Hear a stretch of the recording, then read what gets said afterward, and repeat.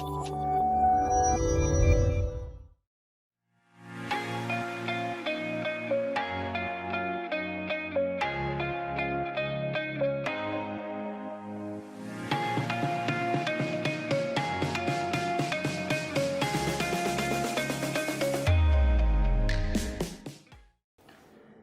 बच्चा पार्टी। हमने previous lectures में देखा था एक्सरसाइज नंबर 8.18 जो काफ़ी ज़्यादा इम्पोर्टेंट थी। आज के लेक्चर्स में हम देखने वाले एक्सरसाइज नंबर 8.19।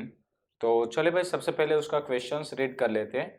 अब क्वेश्चन देखे तो लगता है कि भाई क्वेश्चन थोड़ा डिफिकल्ट हो सकता है, बट एकदम ईजी है ये क्वेश्चन। क्वेश्चन कहता है कि satellite orbit the earth at a height of 400 kilometre above the surface, यानी कि एक सैटेलाइट जो है वो अर्थ सरफेस से एच मतलब कि ये 400 किलोमीटर हाइट पे रिवॉल्व कर रहा है। ठीक है, ऐसे सैटेलाइट ऐसे घूम रहा है, ऐसे रिवॉल्व कर रहा है। नेक्स्ट हमें कहा गया है कि how much energy must be expended to rocket the satellite out of the earth gravitation influence, और उसके बाद मास ऑफ द सैटेलाइट दिया है 200 kg, जो हमने ऑलरेडी नोट करके रखा हुआ है। Mass of the satellite, mass of the earth and radius of the earth and G और एटसेट्रा ये सब कुछ हमें आता है। चले भाई, तो एक्चुअली हमें ऐसा कहा गया है कि एक जो सैटेलाइट था वो अराउंड टू अर्थ एक ऑर्बिट में रिवॉल्व कर रहा है।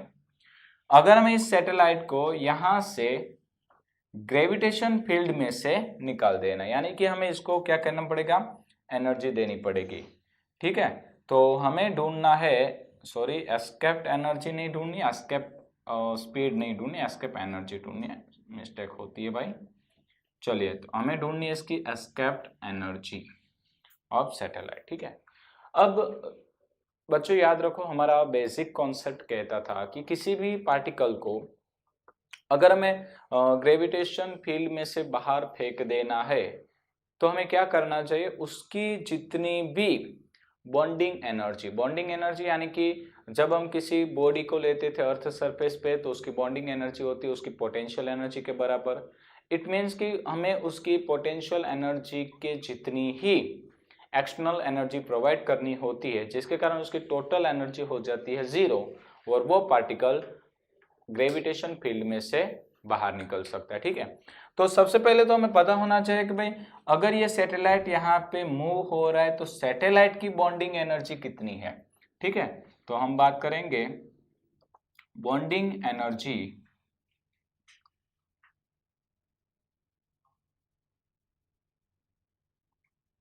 Of satellite. ठीक है भाई, बॉन्डिंग एनर्जी ऑफ सैटेलाइट, और उसका फॉर्मूला हुआ करता था E is equal to minus G capital M small m upon 2r। ठीक है भाई, ये थी हमारी बॉन्डिंग एनर्जी ऑफ सैटेलाइट। अब ये एनर्जी माइनस में है। अब ये माइनस सिंबल क्या दिखाती है, किसकी बॉन्डिंग एनर्जी माइनस दिखाती है, क्योंकि ये अपने आप यहां से बाहर निकल सकेगा नहीं। इट मीन्स अगर हमें इसको यहां से मतलब कि ग्रेविटेशन फील्ड में से बाहर निकालना है तो इतनी ही एनर्जी पॉजिटिव फॉर्म में देनी पड़ेगी। अगर हम पॉजिटिव में देंगे तो टोटल एनर्जी हो जाएगी 0 और वो कहाँ निकल जाएगा भाई, बाहर। तो हम उसको नाम देते हैं एस्केप्ड एनर्जी। तो हम अब फाइंड करने वाले हैं एस्केप्ड एनर्जी ऑफ सैटेलाइट। अब जैसे कि अभी अभी बात की एस्केप्ड एनर्जी कितनी होगी, तो हम कहेंगे उतनी ही एनर्जी जितनी बॉन्डिंग है, बट हमें कौन से फॉर्म में देनी है, पॉजिटिव फॉर्म में। चलिए, तो ये आ गया हमारा फॉर्मूला। अब हम वैल्यू पुट कर देते हैं। सबसे पहले तो इसकी वैल्यू पुट करते हैं 6.67 इंटू 10⁻11, कैपिटल M की वैल्यू 6 इंटू 10⁻24 और स्मॉल m हमें दिया हुआ था 200 डिवाइड बाई 2। अब ये R यानी कि डिस्टेंस फ्रॉम द सेंटर। अब ये पता है कि भाई यहाँ से सरफेस तक का डिस्टेंस होता है कैपिटल R, हाइट दी गई थी h, तो टोटल डिस्टेंस हो जाएगा, मैं यहाँ पे लिख देता हूँ ताकि आपको अच्छे से समझ में आए, अच्छे से आप भी नोट कर सको, 2 r प्लस h।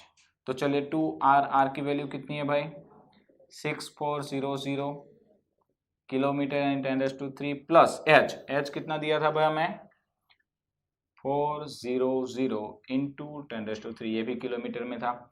चलिए भाई अब क्या करेंगे हम सबकी वैल्यूज पुट करना स्टार्ट करते हैं। सबसे पहले तो आप एक काम कर दीजिए भाई, इसकी कैलकुलेशंस कर दीजिए ऊपर वाले की। तो इसकी कैलकुलेशंस क्या आएगी जल्दी से बताइए। यस फटाफट 8004 इंटू 10⁻13। चलिए उसके बाद भाई नीचे वाले का कर दीजिए। नीचे वाले को थोड़ा सा मैं आपको इजी बना देता हूँ। 6400 प्लस 400 इट मीन 6800 इंटू 10⁻³ है, उसको मल्टीप्लाई विथ 2 कर दीजिए। आंसर आ जाएगा 13.6 इंटू 10⁻6। करेक्ट है। ओके चलिए भाई फटाफट इसको डिवाइड कर दीजिए। तो आंसर आता है 588.52 इंटू 10⁻7 जूल। अगर आप इसे अच्छे से लिखेंगे तो आंसर आ जाएगा 5.88 इंटू 10⁻9 जूल। और ये आ गए एस्केप्ड एनर्जी ऑफ सैटेलाइट। यानी कि अगर कोई 200 kg का सैटेलाइट 400 किलोमीटर हाइट की ऑर्बिट्स पे रिवॉल्व कर रहा है और हमें उसे ग्रेविटेशन फील्ड में से बाहर धकेल देना है, तो हमें उसको एनर्जी देनी पड़ेगी 5.88 इंटू 10⁻9 जूल। काफ़ी इजी क्वेश्चंस था। ऐसे ही क्वेश्चंस हर बार एनसीईआरटीज में पूछे जाते हैं और इसी पैटर्न के क्वेश्चंस काफ़ी बार रिपीट भी हो चुके हैं। तो बच्चा पार्टी अच्छा रहेगा आप अगर इस ग्रेविटेशन पोर्शन के सारे एक्सरसाइज को अच्छे से केयरफुली ध्यान से रिमाइंड कर लीजिए। और इन नेक्स्ट लेक्चर्स हम देखेंगे एक्सरसाइज नंबर 8.20। Thank you.